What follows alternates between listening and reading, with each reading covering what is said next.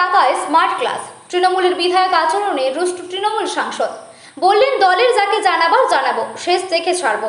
চুচুড়া বাণী মন্দির স্কুল পরিদর্শনে যান হুগলির সাংসদ রচনা বন্দ্যোপাধ্যায়। সেখানে গিয়ে প্রধান শিক্ষিকা ধৃতি বন্দ্যোপাধ্যায়ের অভিযোগ শুনে স্তম্ভিত হয়ে যান রচনা। তার সাংসদ তহবিল থেকে স্কুলে মেয়েদের জন্য স্মার্ট ক্লাসরুম তৈরি হচ্ছে। কেন তৈরি হচ্ছে, কে বরাত পেয়েছে তা নিয়ে চুচুড়ার বিধায়ক অসিত মজুমদারের রোষের মুখে পড়েন প্রধান শিক্ষিকা। কয়েকদিন আগে স্কুলে গিয়ে বিধায়ক খারাপ ভাষায় কথা বলেন বলে অভিযোগ। প্রধান শিক্ষিকা সাংসদকে আরও জানান, কার অনুমতি নিয়ে স্মার্ট ক্লাসরুম হচ্ছে তা জানতে চান বিধায়ক।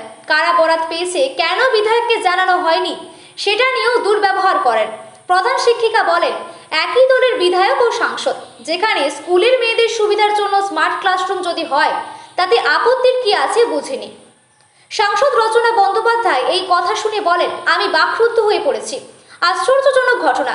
স্মার্ট ক্লাসরুম প্রয়োজন ছিল, বাণী মন্দির স্কুল চেয়েছিল, আমি দিয়েছি, আরও দেব। তৃণমূল বিধায়ক শিক্ষিকাদের অশ্রাব্য ভাষায় গালিগালাজ করেন। শিক্ষিকাদের একটা সম্মান আছে, তা কখনোই গ্রহণযোগ্য নয়। আগামী দিনেও কাজ করব, স্কুলের উন্নতি করব, স্বাস্থ্য নিয়ে কাজ করব, কার কত দম আছে দেখব। এই ঘটনা যাকে জানাবার তাকেই জানাবো। দল জানে ওনার গতিবিধি, এর আগেও নানা ঘটনা ঘটেছে। যাকে জানাবার তাকে জানাবো, আগামী দিনে যাতে না হয় সেটা দেখব। উনি বোধহয় চাইছেন না স্মার্ট ক্লাসরুম হোক। আমি শেষ দেখে ছাড়বো। আমার 7 জন বিধায়কের একজনই হয়তো দলের বদনাম করছে, 6 জন দলের কথা ভাবেন। ওরা বয়স হয়েছে, মাথা কাজ করছে না। সম্প্রতি অসিত রচনার মধ্যে দ্বন্দ্ব প্রকাশ্যে এসেছে চুচুড়ায়। রচনার কর্মসূচিতে অসিতকে দেখা যায়নি। আবার আজ রবীন্দ্র ভবনে অনুষ্ঠিত অসিত থাকলেও চুচুড়ায় থেকে রচনাকে দেখা যায়নি। সাংসদ দলের বিধায়ক সাংসদের লড়াই বিধানসভা নির্বাচনের আগে বিড়ম্বনা বাড়াতে পারে বলে আনুমানিক রাজনৈতিক বিশেষজ্ঞদের।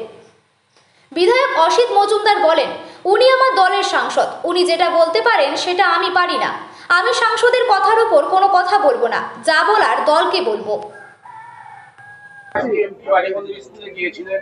প্রধান শিক্ষিকা এমপির কাছে অভিযোগ করেছেন ওনার অ্যাডের টাকায় স্মার্ট ক্লাস হচ্ছে, সেটি আপনি বন্ধ করতে বলেছিলেন কিছুদিন আগে গিয়ে গালিগালাজ করে।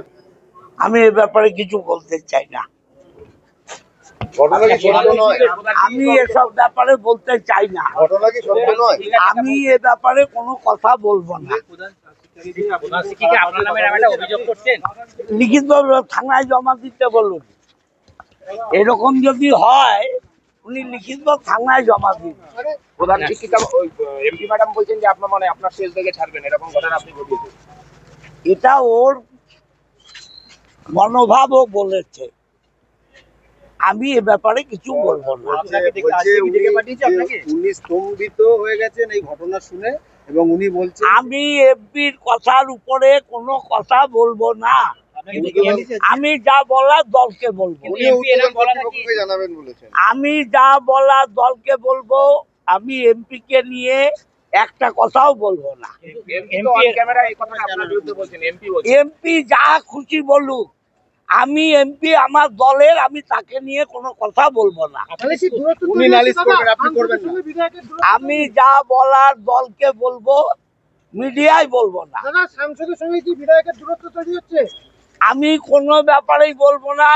উনি আমার দলের সাংসদ, অতএব উনি যেটা বলতে পারেন আমি বলছি না। আমি যদি কিছু বলার হয় দলকে বলবো। আমার সাংসদকে নিয়ে আমি কোনো কথা বলবো না। সাংসদ এটা তার ব্যক্তিগত ব্যাপার। তিনি তার ব্যক্তিগত ব্যাপার বলছেন, আমি আমার ব্যক্তিগত ব্যাপার। শিক্ষিকা যদি কিছু অভিযোগ করেন, আমি ওই স্কুলের ম্যানেজিং কমিটির মেম্বার, যা বলার শিক্ষিকাকে বলবো। আমি ম্যানেজিং কমিটির মেম্বার। বালিকা বালী মন্দির স্কুলের অভিভাবকদের, ছাত্রদের দেখার দায়িত্ব আমার।